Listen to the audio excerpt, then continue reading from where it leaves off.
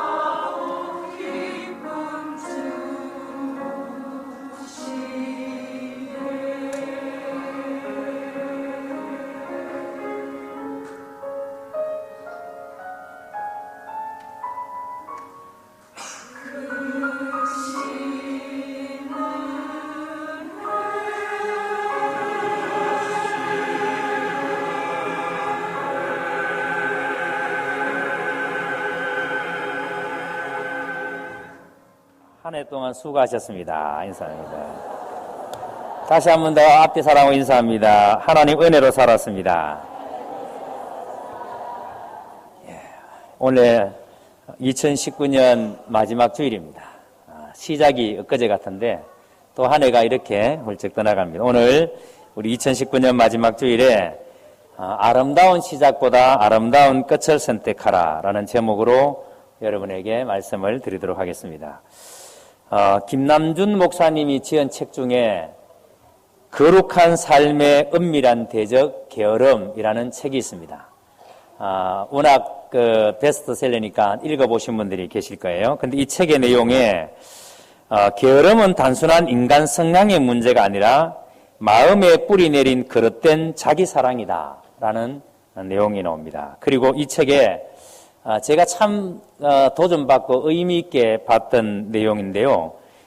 게으른 모습 중에 하나가 끝까지 하지 않는 것 이렇게 정해놨습니다. 게으른 모습 중에 하나가 끝까지 하지 않는 것. 그러니까 시작은 뭔가 거창한데 끝을 못 내는 것. 그래서 그 끝을 못 내는 게 게으름이라는 거죠. 게으름. 게으름으로 말미암아 끝을 못 낸다라고. 사실 여러분 우리가 이렇게 주변을 보면은 시작은 뭐 어마어마합니다. 그래서 용두삼이라는 말을 아시죠? 시작은 용머리인데 끝은 뭐라 말해요? 뱀꼴입니다. 그러니까 시작은 뭔가 일낼 것 같은데 끝은 굉장히 이렇게 참 미미한.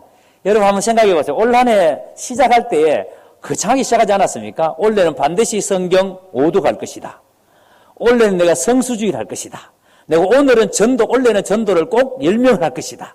아니면 올해는 내가 꼭 뭘 할 것이다. 거창하게 시작했는데 오늘 가보니까 뭐 여러분 별로 뭐 이렇게 한 게 만약 없다면 우리 그런 거 많지 않습니까? 사실 이런 삶들이 우리 가운데 너무 흔하다 보니까 그래서 이제 작심삼일이라는 말도 나오고 결심은 했는데 그 결심이 3일을 못 넘긴다는 말도 있고 그렇지 않습니까? 자, 근데 여러분 중요한 것은 하나님께서 우리의 인생에 우리의 삶에 대해서 결산을 하실 때에 하나님께서 그 결산의 기준이 만약에 우리가 무슨 결단을 하고 살았느냐, 그러니까 내가 뭐 1년에 성경을 몇 번 읽겠다, 뭐 기도를 어떻게 하겠다, 뭐 어떻게 하겠다라는 그 결단을 가지고 하나님이 결산을 하신다면 우리는 하나님 앞에 칭찬드릴 게 너무 많은 사람이에요. 그렇죠? 우리는 결단을 잘하잖아요. 이렇게 하겠습니다, 저렇게 하겠습니다. 이런 결단을 너무 잘하잖아요. 자, 그런데 하나님의 그 결산의 기준이 뭐냐면 우리의 결단을 가지고 하나님은 결산하지 않으시고 하나님은 뭘 가지고 결산하신다? 그렇죠. 열매를 가지고 결산하신다는 거예요. 그러니까 결과를 가지고 결산하신다는 거예요. 만약에 결단을 가지고 결산을 하신다면 우리는 하나님 앞에 폼나는데 하나님은 결산하는 방법이 결단이 아니라 그 열매, 결과를 가지고 하나님이 결산을 하시니까 여러분 이게 참 우리에게는 문제라는 겁니다. 흔히 우리가 결산을 말할 때에 마태복음 25장에 나오는 여러분이 잘 아시는 그 달란트 비유를 가지고 이야기를 많이 하죠. 근데 이 달란트 비유를 보시면 착하고 충성된 종이 나오고 또 누가 나옵니까? 악하고 게으른 종이 나와요. 자, 그런데 이 달란트 비유에서 누가 착하고 충성된 종입니까? 어떤 사람이 착하고 충성된 종이에요? 달란트를 받아서 그 달란트를 가지고 일한 사람, 활용한 사람. 달란트를 활용한 사람은 이문을 많이 남기든 적게 남기든 간에 활용한 사람은 뭐한 사람이다? 주인의 평가가 뭐예요? 착하고 충성된 종이라는 거예요. 근데 악하고 게으른 종은 누가 악하고 게으른 종이죠? 그 달란트를 받아서 뭐한 사람이에요? 활용하지 않고 그것을 땅에 묻어둔 사람이에요. 자, 그러니까 여러분 보세요. 달란트를 얼마나 받았느냐가 중요한 게 아니에요. 우리 모두는 다 달란트를 받았다 안 받았다? 하나님 나한테 무슨 달란트 줬지? 그렇게 생각할지 모르지만 따라합니다. 하나님은 나에게 달란트를 주셨다. 자, 여러분들 중에는 달란트를 못 받은 사람이 아무도 없어요. 다 받았어요. 그게 우리는 은사라 그러면 은사. 하나님 우리에게 각 사람에게 다양한 은사를 다 줬어요. 자, 그런데 그걸 가지고 활용한 사람은 뭐라고요? 착하고 충성된 종이에요. 그런데 그것을 땅에 묻어둔 사람은 뭐라고요? 악하고 게으른 종이에요. 자, 그러면 여러분들은 2019년 한 해를 돌아볼 때 이 달란트 비유를 통해서 여러분의 삶을 적용해 본다면 여러분은 착하고 충성된 종인가요? 악하고 게으른 종인가요? 이 앞에 있는 분이 이야기하는 게 제가 잘 들립니다. 자, 여러분 한번 이야기 한번 해보세요. 여러분들 이 말씀에 비춰봤을 때 여러분은 착하고 충성된 종인가요? 악하고 게으른 종인가요? 대답해 보세요. 착하고 충성된 종입니까? 아멘? 예. 여러분 오늘 2019년 마지막 주일인데요. 한 해를 마감하면서 중요한 것은 내가 얼마나 큰 결단을 했는가가 아니에요. 지금 이 2019년 마지막 주일에 내가 어떤 결과물을 내어놨는가, 내가 어떤 결과를 내놓고 있는가, 어떤 열매를 내가 지금 하나님 앞에 내어놓을 수 있는가. 시작은 우리 모두가 동일하게 출발했습니다. 모든 사람이 똑같이 출발했습니다. 그러나 이 끝은 어떤 사람은 결과물을 내놓는 사람이 있고 어떤 사람은 결과물을 내어놓지 못한 사람이 있습니다. 영국의 극작가 윌리엄 셰익스피어가 이렇게 말했습니다. 끝이 좋아야 모든 것이 좋다. 세상의 일은 시작도 중요하지만 끝이 더 중요하다. 마지막에 웃는 자가 정말 웃는 자다. 인생의 모든 일에 유종의 미를 거두어야 한다. 이 셰익스피어가 이런 말을 했습니다. 한마디로 말하면 아름다운 시작보다 아름다운 끝을 선택해라, 이런 뜻입니다. 아름다운 시작보다 아름다운 끝. 그러니까 시작이 좋은 것보다 뭐가 좋아야 된다고요? 끝이 좋아야 된다. 이건 여러분 성경에서 여러 비유로 말합니다. 맏아들은 아버지가 포도밭에 가서 일해라 그러니까 간다 그랬어요, 안 간다 그랬어요? 간다 그랬습니다. 근데 갔어요, 안 갔어요? 안 갔어요. 근데 둘째는 간다 그랬어요, 안 간다 그랬어요? 안 간다 그랬어요. 근데 갔나요, 안 갔나요? 갔어요. 누구를 더 칭찬합니까? 처음에는 불순종했지만 내가 아버지 말씀을 들어야 된다 하고 뉘우치고 일하러 간 아들을 더 칭찬합니다. 말은 번지르르하게 잘한다고 하는데 결과를 못 내놓는 사람. 여러분, 하나님은 이런 사람을 가리켜서 뭐라고 한다? 악하고 게으른 종이라고 한다는 겁니다. 자, 오늘 본문을 보세요. 여기 보시면 우리가 알거니와 그랬습니다. 안다라 그랬습니다. 뭘 안다는 말이에요? 우리가 알거니와 지금 뭘 안다는 말이에요? 우리가 알거니와 안다라는 말은 곧 그의 뜻대로 부르심을, 곧 그랬습니다. 그의 뜻대로 부르심을 입은 자들에게는 모든 것이 뭐하여? 합력하여 뭘 이룬다? 선을 이룬다. 이걸 안다는 말이에요. 우리가 이걸 안다는 말이에요. 우리가 하나님 안에 있는 사람이라면, 우리가 하나님의 자녀라면 이걸 안다는 말이에요. 우리가 하나님 안에서 사는 사람은 모든 것이 합력하여 뭘 이룬다? 선을 이룬다는 걸 안단 말입니다. 자, 그러니까 나의 삶은 매일매일의 삶이 합력해서 뭘 이룬다? 선을 이룬다. 이걸 믿습니까? 함부로 여러분 아멘 해가지고 뒷감도 못하면 안 돼요. 왜냐하면 이 말씀이 엄청난 말씀이거든요. 지금 여러분에게 무슨 일이 일어나든지, 지금 여러분이 슬프든지 괴롭든지 여러분이 기쁘든지 어떤 일들이 여러분에게 일어난다 할지라도 그리스도인의 삶은 그 모든 삶이 합력하여 뭘 이룬다? 선을 이룬다. 믿으십니까? 여러분 생각에 지금 내가 너무 괴로운데 이게 무슨 하나님의 선을 이루어, 이런 생각 들지 않습니까? 근데 성경은 그리스도인의 삶은 하나님 안에서 모든 것이 합력하여 선을 이룬다라고 분명하게 우리에게 말씀합니다. 그래서 여러분, 우리의 삶이 합력하여 선을 이루는 조건을 보세요. 첫 번째가 뭐예요? 하나님을 사랑하는 사람이에요. 하나님을 사랑하는 사람. 하나님을 사랑하는 사람이 모든 것이 합력하여 뭘 이룬다? 선을 이룬다. 예? 하나님을 사랑하는 사람이 모든 것이 합력하여 선을 이룹니다. 그래서 내가 누구를 사랑한다 라는 의미가 뭔지 아십니까? 내가 누구를 사랑한다라는 말은 내가 사랑하는 그 사람을 위해서 내가 무슨 일이든지 할 수 있다는 말이에요. 그 사랑하는 사람이 원하는 일을 내가 할 수 있다는 말이에요. 그래서 우리가 결혼할 때 서약할 때 그러죠. 아내가 원할 때, 남편이 원할 때, 나는 남편을 사랑하기 때문에 남편이 원하는 대로, 아내를 사랑하기 때문에 아내가 원하는 대로, 사랑하는 사람을 위해서 기꺼이 나는 사랑하는 사람이 원하는 일을 하겠습니다. 여러분, 내가 누구를 사랑한다는 의미가 그런 의미예요. 잘 들으셔야 됩니다. 자, 여러분의 삶이 진짜 형통하기를 원하세요? 안 원하세요? 솔직히 크게 이야기하세요. 여러분의 삶이 정말 형통하기를 원하세요? 형통하지 않기를 원하세요? 형통하기를 원하시죠? 자, 그러면 우리의 삶이 진짜 형통하기를 원하신다면 하나님이 원하시는 일을 하면 됩니다. 이게 성경이 가르치는 거예요. 한번 따라 할까요? 형통한 삶을 원한다면 하나님이 원하시는 일을 하면 된다. 자, 내가 형통한 삶을 원한다면 뭐 하면 된다고요? 하나님이 원하시는 일을 하면 돼요. 우리가 자꾸 하나님의 뜻을 잊어버리고 내 고집을 가지고, 그래서 여러분 내가 하고 싶은 일, 내가 원하는 일을 하니까 내 삶이 형통하지를 못하는 겁니다. 하나님이 기뻐하시는 일, 하나님이 원하시는 일을 하면은 우리의 삶이 뭐 한다고요? 형통한다고요. 자, 여러분 보세요. 올 한 해 동안 여러분이 살아오시면서 나는 얼마나 하나님이 원하시는 일, 하나님을 사랑해서 하나님 사랑하기 때문에 하나님이 원하시는 일을 내가 했는가 한번 생각해 보세요. 시편 145편 20절에 하나님께서 자기를 사랑하는 자는 다 보호하시고 악인은 다 뭐 하신다? 멸하시리로다. 하나님은 자기를 사랑하는 자를 결코 어떻게 하신다고요? 내버려 두지 않는다는 말이에요. 하나님은 자기를 사랑하는 자를 보호하신다는 말이에요. 우리가 하나님을 사랑하면 하나님은 자기를 사랑하는 자를 절대 뭐 하신다? 그냥 내버려 두지 않는다. 하나님 보호해 주신다. 하나님은 자기를 사랑하는 자를 보호하실 뿐만 아니라 또 뭐 한다고요?